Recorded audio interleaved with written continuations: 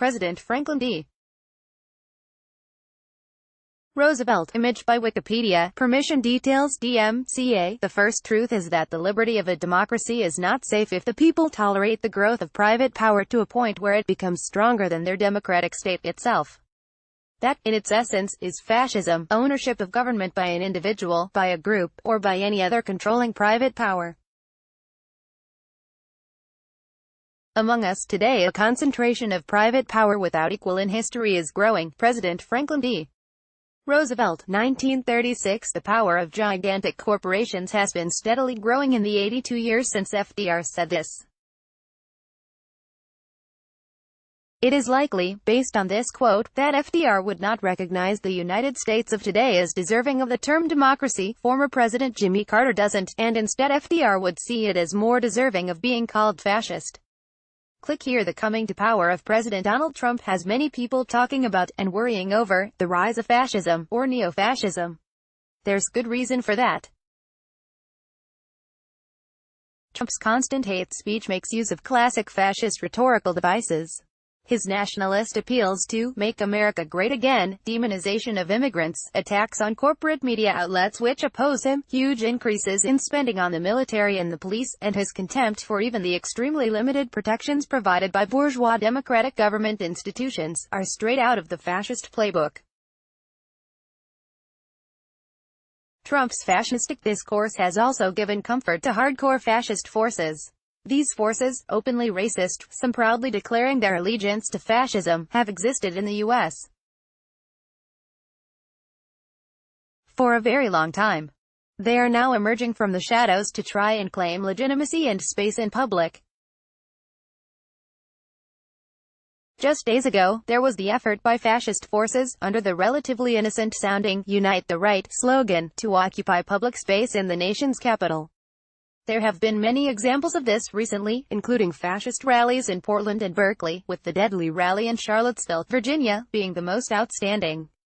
https://patch.com//across-america/white-supremacists-plan-more-rallies-antifa-fights-post-Charlottesville.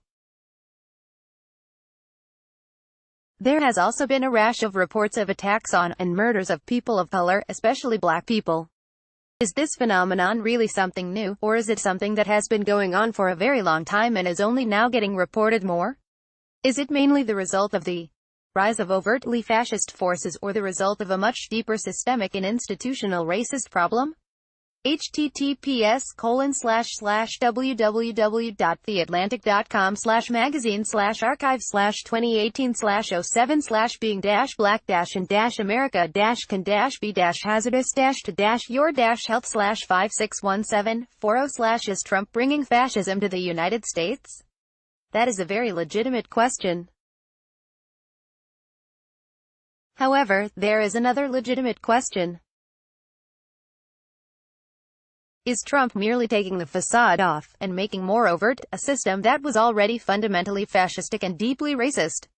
Let's go back to FDR's quote, "The growth of private power to a point where it becomes stronger than their democratic state itself. That, in its essence, is fascism, ownership of government by an individual, by a group, or by any other controlling private power." The U.S. has been ruled for many decades by a system of control by gigantic multinational corporations. I call it corporate capitalist fascism. You may prefer to call it something else, like corporatism, or corporate democracy. What you call it is much less important than recognizing its characteristics. Here's an outline of those characteristics. A system in which corporations, particularly multinational corporations, and their super-rich benefactors, the 1%, dominate all aspects of life. This is very different from the 20th century iterations of fascism in Europe. Rather than the state controlling everything, or seeking to control everything, there is corporate control of everything, including the state. The candidates backed by corporations in both major parties win just about every election of consequence. The higher the office, the more this is true. Money dominates elections. Where does this money come from? corporations and the shareholders and private owners who reap the profits from them. Corporate lobbyists set the political agenda. The state is used to lavish welfare onto corporations and to pursue policies, foreign and domestic, in the interests of corporations. This system operates on a global scale, mainly riding on the back of U.S. economic and cultural imperialism, and the U.S. military. Advertisement * corporations control the mass media. A mass media that is at least 100-fold more powerful than what existed during 20th-century iterations of fascism. This is, I believe, a key feature. This enables them to control how most people think. When the ruling classes control how people think, there is less need for heavy-handed repression. Individual freedoms, such as freedom of speech and freedom to organize, are tolerated as long as they don't really threaten corporate dominance of the mass media. Noam Chomsky's writings have done much of the heavy lifting regarding the manufacturing of consent. https://en.m.wikipedia.org/wiki/manufacturing.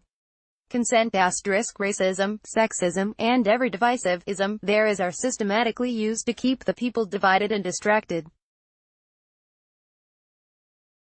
Above all else, the masses must be preventing from seeing that their common struggle should be against their corporate masters. Despite all the manufacturing of consent, there is still extensive physical repression as evidenced by the huge population in prison and on parole. The welfare of much of the population is completely ignored, or ignored as much as possible. Thus, they must be controlled by police repression and incarceration, including brutality and murder. The prison system is dominated, ever increasing so, by a prison industrial complex, for the benefit of for-profit corporations. Increasing militarism is another feature. This is driven both by the international interests of multinational corporations, but also by a for-profit military-industrial complex run by corporations. It's no coincidence that the most profitable corporations are in the armaments industry. Next, page 1, to view ratings. Rated A support service for this website is not currently available. Problems of this nature are often temporary. Please try this page again in 5 to 10 minutes. The address of this page is www.opednews.com/populum/page.php. The error message is as follows: unable to connect to the opednews_perl database at this time. User opednews_video already has more than max_user_connections active connections. A support service for this website is not currently available. Problems of this nature are often temporary. Please try this page again in 5 to 10 minutes.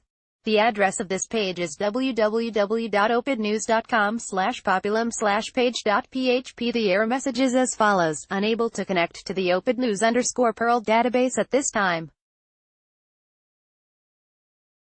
User opednews_video already has more than max_user_connections active connections. Error looking up content 10500A1. Sorry.